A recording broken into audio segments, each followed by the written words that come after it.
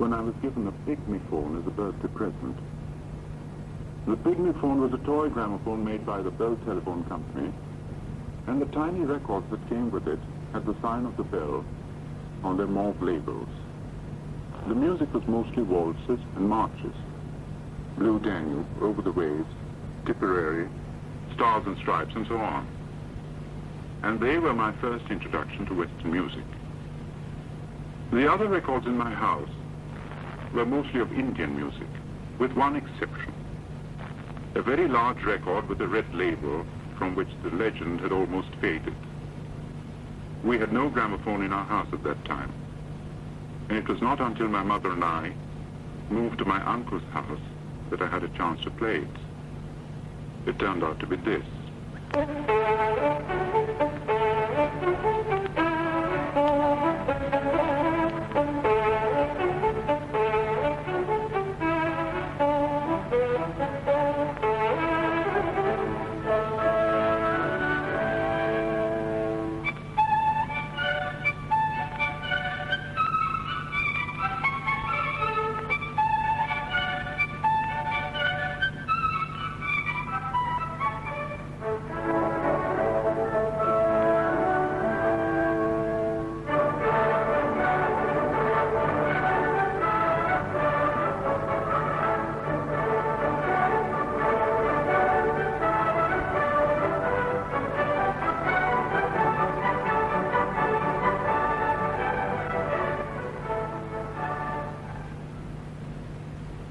Just one movement, the rondo, from Beethoven's Violin Concerto. The excerpt you heard was played by David Oistrakh and the Stockholm Festival Orchestra. But my rondo was something of a rarity. It was the first recording of a concerto ever made by Fritz Kreisler. And the orchestra was the Berlin State Opera, conducted by Leo Blake. Even at the age of 7, I found the music wholly and immediately captivating. This put me in a frame of mind to take in more classical music should it happen to come my way. But it didn't, until quite some years later. In the meantime, I read the lives of composers in the Book of Knowledge and set up Beethoven as a sort of personal hero. The rondo of the Violin Concerto didn't quite correspond to the image of the rebel genius I had formed. But the very next piece I heard, and there was a gap of 7 years between the rondo and this, fitted in exactly with that image.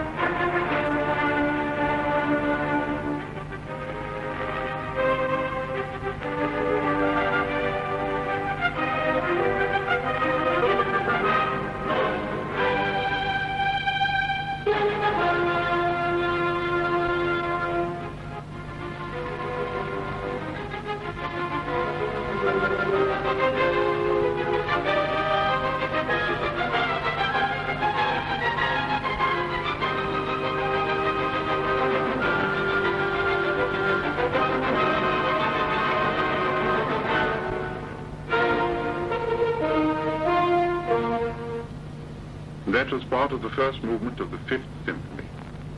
And middle period Beethoven formed a large part of my early listening to Western music. Along with that, there were such popular classics as the Unfinished Symphony, the New World Symphony, and the Piano Concerto by Tchaikovsky. This was inevitable in view of the limited repertoire of the gramophone catalogue in those days. Mozart and Haydn, too, were early acquaintances, and the first piece of Mozart to come my way was just the sort of thing I had expected from that sensitive and frail-looking composer.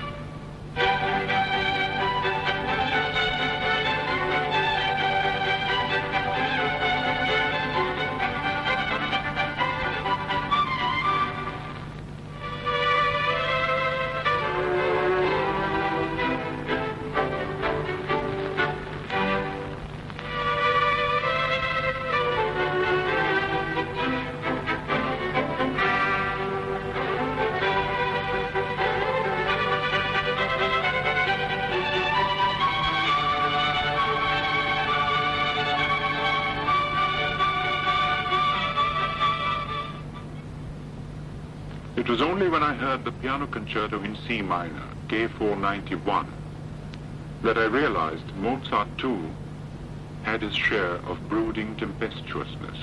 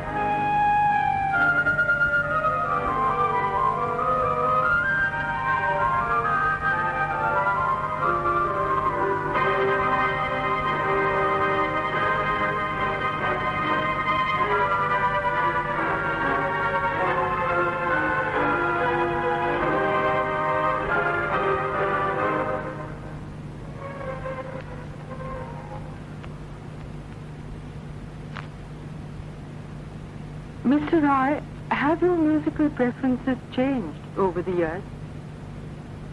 Well, it has certainly undergone modification. Beethoven, if I play at all these days, I tend to play his chamber music, especially his late quartets. I play Mozart a lot, but mostly, again, his chamber music, and sometimes his operas and his choral pieces. Bach is inexhaustible, and I listen to him a great deal, and also to the chamber music of Brahms. I've developed a great fondness for Baroque music. It's been wonderful to discover, mainly through the LP, composers like Buxtehude and Sweelinck and Frescobaldi, and Rameau and Couperin and Scarlatti, and also to know the music of the Gregorian chant and the early polyphonic school. But it's really better to play some of these things than to talk about them. Here's an example of 12th century polyphony which uses a Gregorian melody.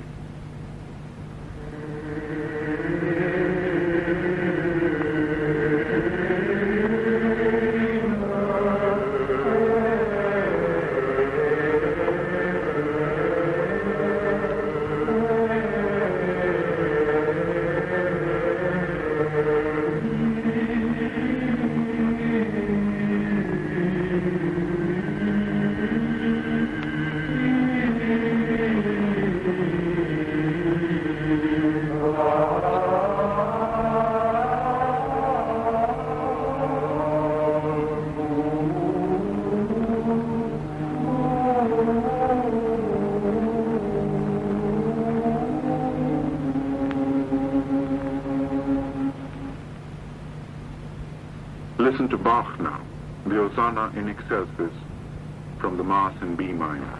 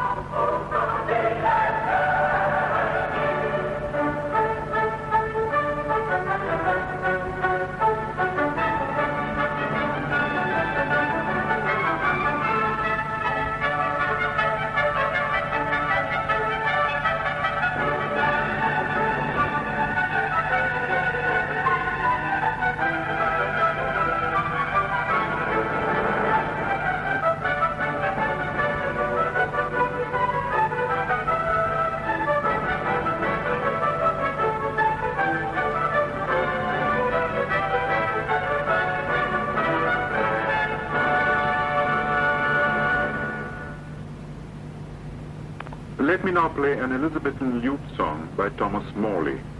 It's sung by Peter Pears, and the lute accompaniment is by Julian Bream. Mistress mine, well may you fare. Mistress mine, well may you fare, kind be your thoughts and void of care. Sweet St. Venus be your speed, that you may in love proceed. Call me and kiss and kiss me too, so true love should do. Call me and kiss and kiss me too, so true love should do. In these woods are none but birds, they can speak but silent words. They are pretty harmless things, they will shade us with their wings. Call me and kiss and kiss me too, so true love should do. Call me and kiss and kiss me too, so true love should do. Never strive nor make no noise, 'tis for foolish girls and boys. Every childish thing can say, go to hall or pray away. Call me and kiss and kiss me too, so true love should do. Call me and kiss and kiss me too, so true love should do. One of the longest, loveliest, and most perfectly proportioned melodies ever composed is the Dance of the Blessed Spirits from Gluck's opera Orpheus and Eurydice.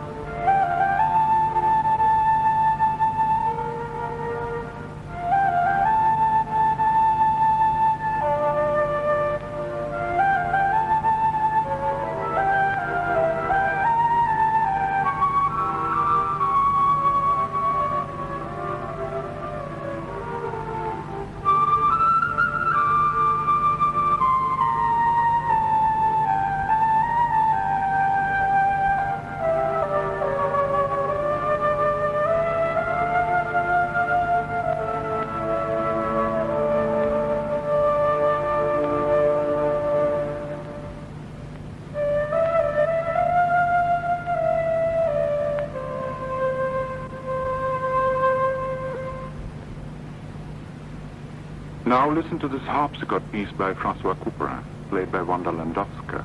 The sort of music that makes one wonder if there really is a barrier between the East and the West.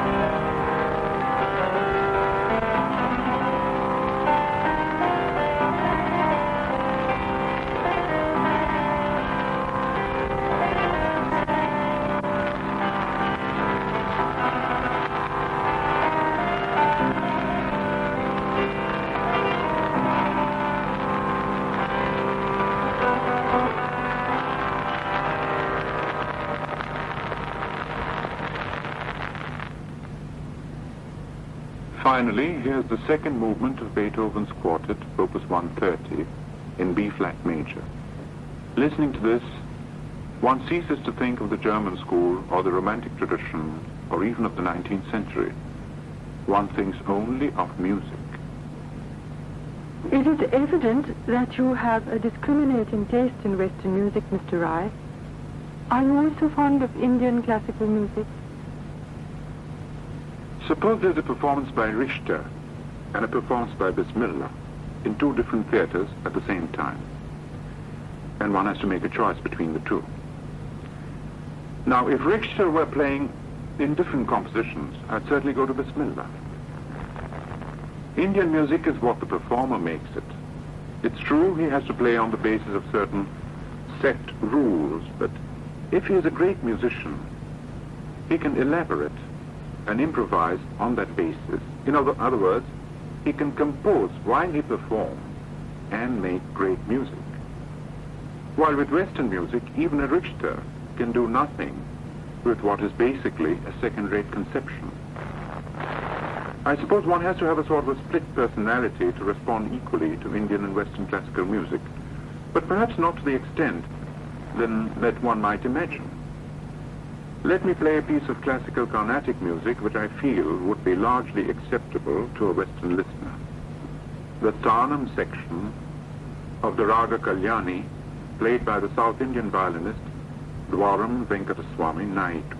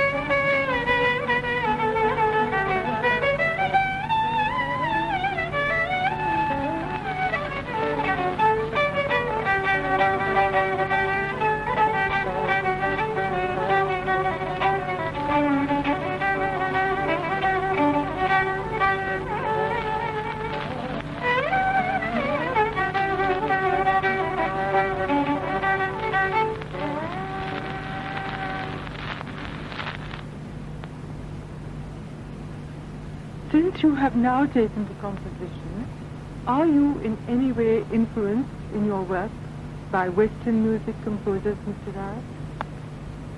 I can say this, that without my familiarity with Western music and my habit of listening to it with miniature scores, I could never have composed at all, because I've had no formal training in composition. But film music is something very special.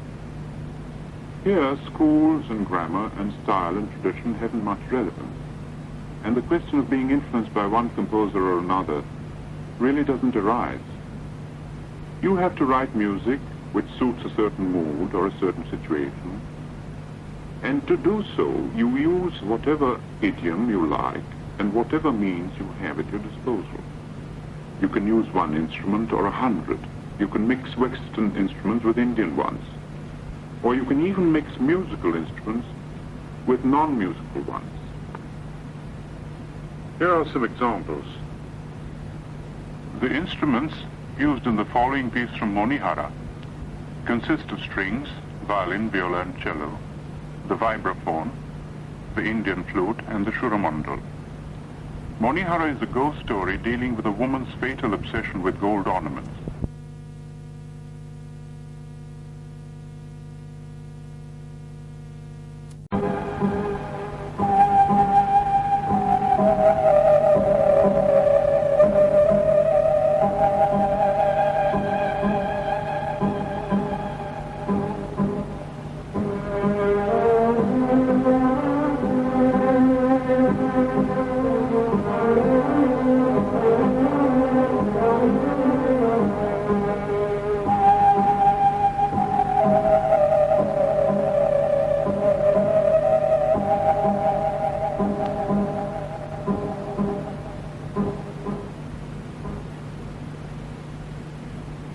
The next example is from Charulata and uses only 3 instruments, the shuramandal, the sitar, and the Indian flute. The first part of the film shows the loneliness of the heroine, and the music accompanies her as she wanders about from room to room looking for something to do.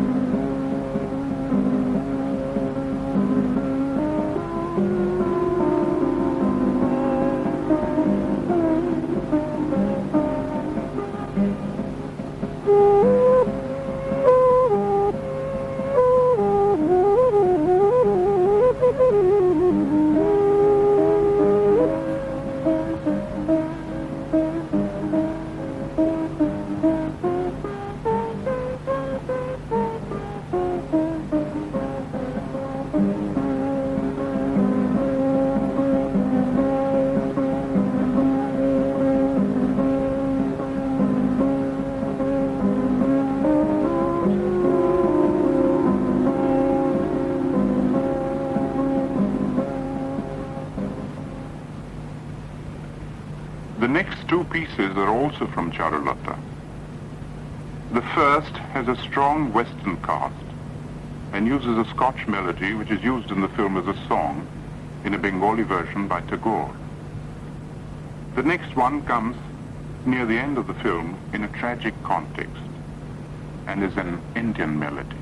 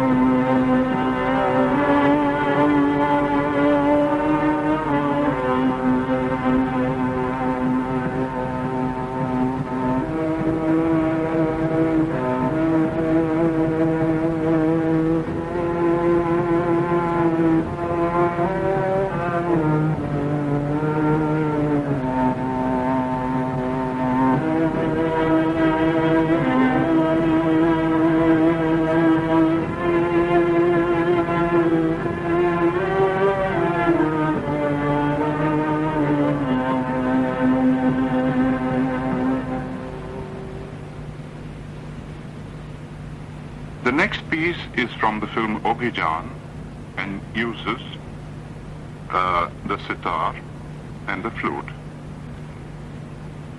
The instruments, the melody and the rhythm, a beat of 7/4, are wholly Indian.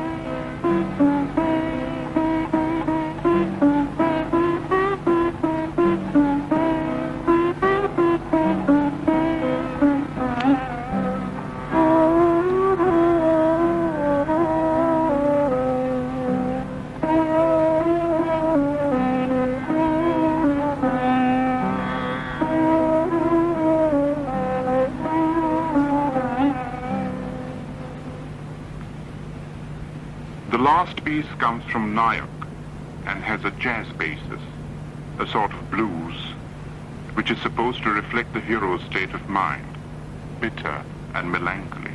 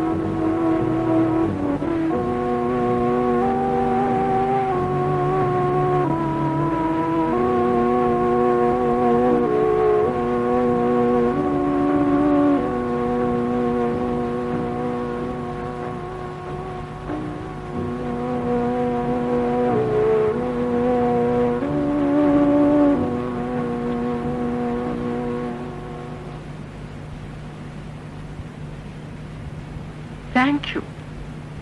Those excerpts from your own compositions were especially interesting, Mr. Ray. Do you play any instrument? No, I don't. I use the piano because it helps my composition. But my playing of it is unorthodox.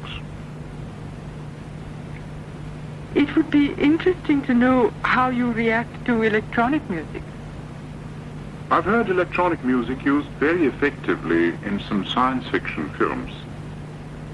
On records, unsupported by visuals, I find it too arbitrary and unpredictable for my taste. And I don't have the time for repeated listenings which might, perhaps, have changed my attitude to it. I see. Mr. Ray, in the course of the many musical performances you have attended in India and abroad, have you had any memorable musical experience you would like to share with us? Well, yes. It happened in the summer of 1950.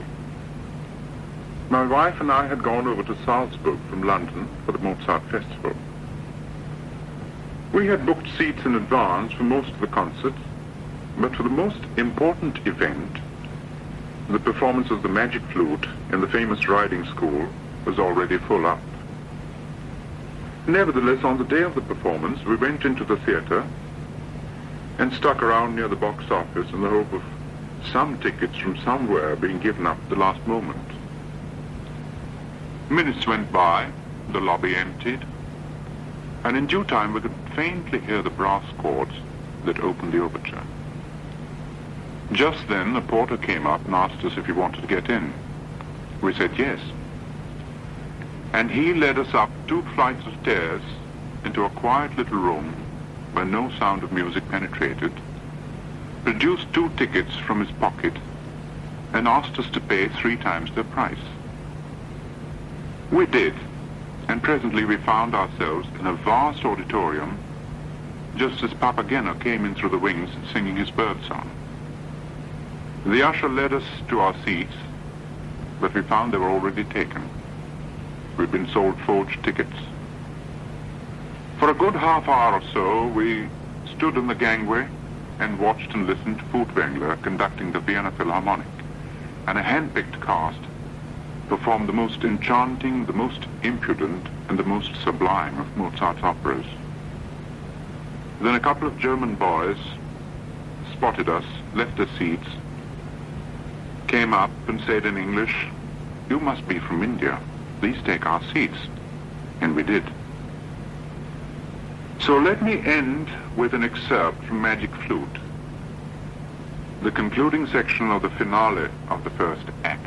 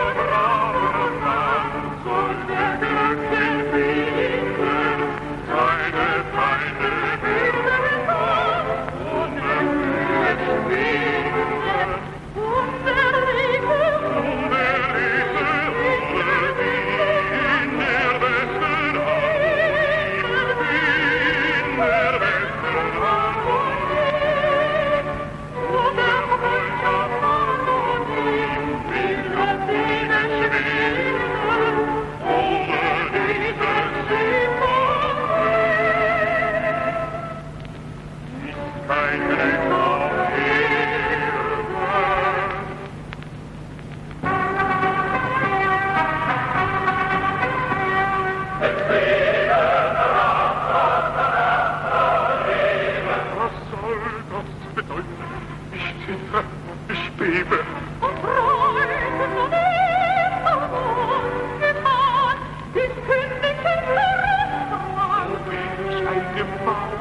Wie wollte ich mich verdecken?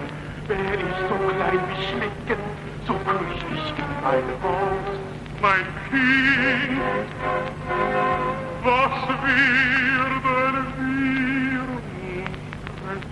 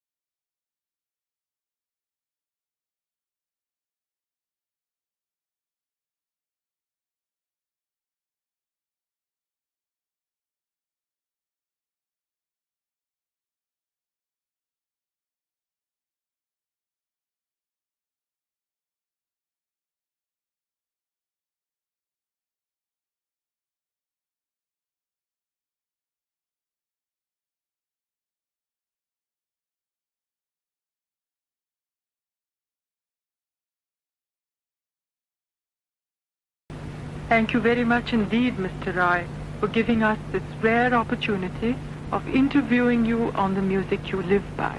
Thank you, Bulbul.